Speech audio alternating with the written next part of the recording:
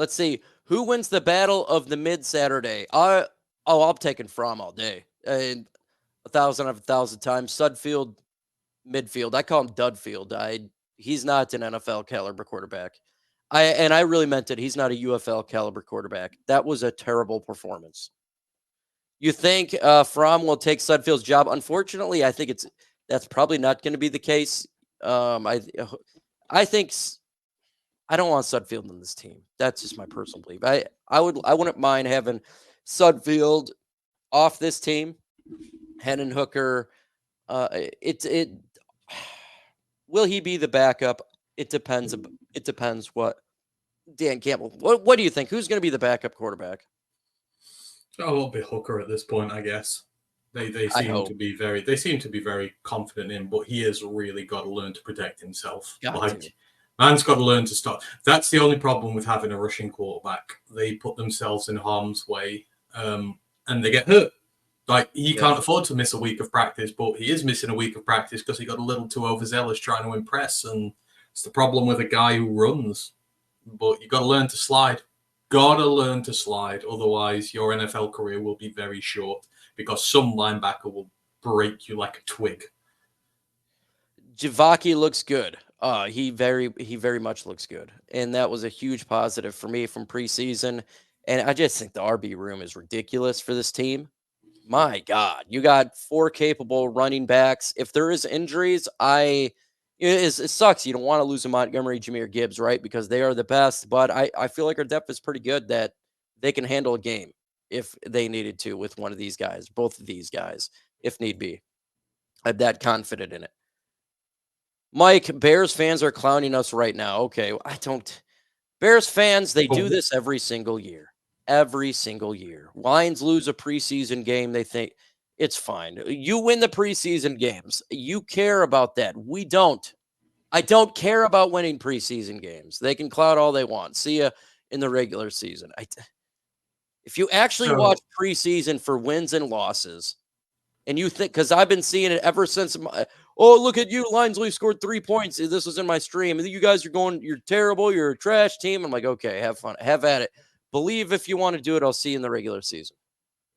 They've got a monopoly on the bottom of the NFC North. They don't have any room to talk smack to anybody. 8 years ago, Mitch Trubisky was going to be the next Hall of Fame quarterback. 4 years ago, Justin Fields was going to be the next Hall of Fame quarterback. They screwed them both up. They've got a coach on the hot seat. They're going to flatter to deceive once more. Although I will be. I'm sorry to break this, bro. I don't know if you know, JJ McCarthy just had surgery. That came out about an hour ago. He's torn his meniscus. Is that he's torn his meniscus. Done for the year? No, it depends. They said it depends on what part of the knee it is. Some part of it could be 4 to 6 weeks. Some of it can be 4 to 6 months. They're not sure, but he's not going to be playing. Certainly at the start of the season, he's going to miss a good. He's going to miss a good chunk. I mean, to be fair, let's be real here. The Vikings are not threatening the playoffs this year. They're not going to come close to threatening the playoffs.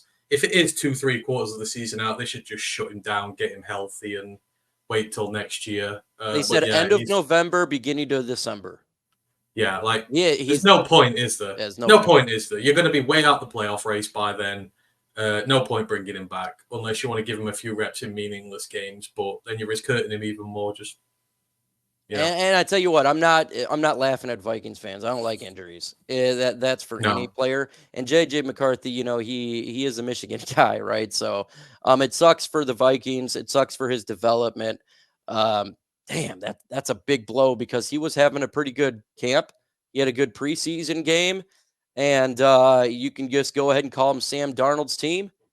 They're going to be the basement of the NFC North. You think the Bears? I think it's going to be the Vikings now. No, I think it's the Vikings. I don't think the Bears are going to be the Bears. Bears will be third this year. Bears are not as good as they think they are. Although I will, you know what, this wound me up about the Edge thing the other day. It's like they're thinking of trading for Judon and that. I'm thinking if they bring in Sweat and Judon and we do nothing, I would be a little peeved if they did that move and we didn't because of our edge problems. But they're expecting a CJ Stroud year. There's a reason why CJ Stroud years are special, because they're very damn rare. Where someone comes that's in and why we love you plays guys. like Lions that. fans can't listen to other people. Yes, we don't listen to other people. Except for every single stream, I do a game. Every single Bears fans, besides Bear Claw, which is really cool. They just say, we're winning the Super Bowl. You guys are the worst team in the NFL. There's no talking to somebody like that. If you actually think that we're the worst team, 0-16 team, and you guys are going to be 17 or 20-0, you can't have a discussion with someone like that. I can't have a discussion with Bear Claw, a realistic Bears fan, or any other realistic Lions fan, or any other realistic fan. But if we automatically say we're the worst team in the NFL, we're not going to win a game, and you look at this roster, I can't have a conversation with you. I just can't do it. There's no conversation with somebody like that. It's not reality. It's just not reality. See, right now, we are the proven team. Everyone said last year the Detroit Lions are nothing until they prove themselves. Well, we went out and proved ourselves last year. We are a very young team with a great drafting GM who's only going to keep getting better. Like, Bears, you ain't proven nothing except your ability to live in the basement with all the skeletons and, all the dust and that. For the Packers, you sort of proved yourself a little bit, but you've got obvious deficiencies on there. They're a good team. I think the Bears are a good team. I think they're going to be a 9-win type of team. That's what I have. I have the Packers up there as a 10-win. I think the Vikings maybe 6 wins. I think they've got to prove it first. But at least the Packers have proved it. I do respect the Packers because they're a young team as well, and they're always tough to beat. But the Bears, they can't say nothing until they actually start winning and they actually start making some noise. This year, more than any, I want a 6-0 the NFC North, just because all three sets of them, for some reason, this year, because I don't get together. I don't get hate from Vikings fans or Packers fans ever. And I tell you what, the Vikings won the division before last year. The Packers won it for the last 5,000 years. Okay, so it's like, why is it always? It's like one fan base that's just you're a terrible team. You're 0-16. Doesn't matter what you're gonna do. It's like, okay, well, have fun with that. I'm not gonna talk. I'm not gonna have a conversation with that. See, the Vikings fans were cool until they started wishing ill on Kirby for the hit on TJ. Their reaction to that was disgraceful, like hoping he snaps his leg and stuff like that. And it's just like McCarthy. I don't want JJ McCarthy to be injured. I want to beat a Minnesota Vikings team that's at full strength to say, look, you've got your full strength team out there and we kicked your ass. You want to do that with everybody. I don't want to win because of injuries, because that just stains the legitimacy of what you've done. You've won by default with an asterisk, as Mike Tirico would say. You want to beat them at full strength and show them that they're not as good as they think they are. Like, you should never want to wish injuries on anybody, but them after those hits were terrible. Even to this point now, they still are. Like, Kirby's embraced it and, shut it. Yeah, I don't wish injury upon any. No. I just want to beat all three of these. I want to beat a fully healthy Bears team twice and say to them, get back to the bottom where you belong. That's what I want to do. It's just not cool, man. It's for injuries. Even if they're on a team you don't like, they're a human being with families. And if you've ever had surgeries or coming back from a surgery like I have, it took a year just to have mobility from have the same strength in my arm after my neck surgery. A year.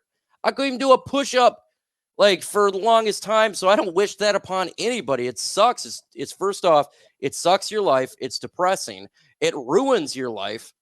It makes you feel worthless. It's tough to get through it. So I'm never going to root for an injury because I know it sucks. It is regardless of football. It just sucks. So update on Gibbs. All I know is a hamstring. And that's all I heard. I don't know the severity of a hamstring. Hopefully he just sits. They let him rest. No more, we do not want this guy to be injured come week 1. I don't think it's severe because I haven't heard anything of that nature at all. I just heard it's a hamstring. And Lions are pretty cautious when you get dinged up in training camp. They rest their guys a little bit. So I don't know. I really don't know about that one. I wish I actually knew. The Bears drafted 2 good players. Keenan Allen, great. How did the Chargers end up last year? Chargers, they also had a bad coach too. But I think the Bears are going to be fine. I think they're going to be a 9-win team. It's just how I look at it. Do I think you're going to go, like I've been told, the Lions, this is what I got told, Ant-Man, last on the stream. Lions are going to go 0-17. Okay. If you really believe that, I can't have a conversation with you. I could tell you that I think your Bears team is going to go 9 wins. That's what I personally believe. But if you actually believe the Lions are going to go 0-17, then there's no conversation to be had, because that is the stupidest thing I've ever heard in my life. I mean, just to play devil's advocate, Mike, what do you reckon in January me and you would look like if they did? We just sat on this stream 0-17. What do you reckon? You're like, you would see. You see this? I have some hair. There would be none left. If the Lions would 0-17, there'd be none left, and I'll probably retire. If they like, there's just no way the talent is so good. I have them going to the Super Bowl. Their talent is extremely and everyone is like, oh, what if Gibbs is hurt? Well, we've got David Montgomery, who has 1,000 yards from scrimmage every single season in the NFL. It's not like we're in trouble. We've got Reynolds, we've got Varkey, we've got Knight, we've got depth to this. That's why this team is good. That's why it's like, okay. That's the good thing about having a dual-headed monster is, if need be, you can revert to a single-headed monster that is ably backed up. This, even if he is hurt and he misses time, we're going to be just fine. Absolutely just fine. If this was Amon-Ra, we'd be having a different conversation, but it's not. Monty is a NFL caliber, one of the best running backs in the NFL, and we've still got him, so we'd be fine. Yeah, let's see. I don't want anybody getting hurt. I just don't want them to lose like Matt Stafford. I don't want to lose either. Good Lord, that losing sucks. We want to win on week 1. We want to win every game. Let's see. I would be in rehab. You can call me Rob if I see the Lions go 0-16. That would be, or 0-17. With such a roster like this, it would have to be the worst luck ever made of all time. Every player would have to get injured for that to occur.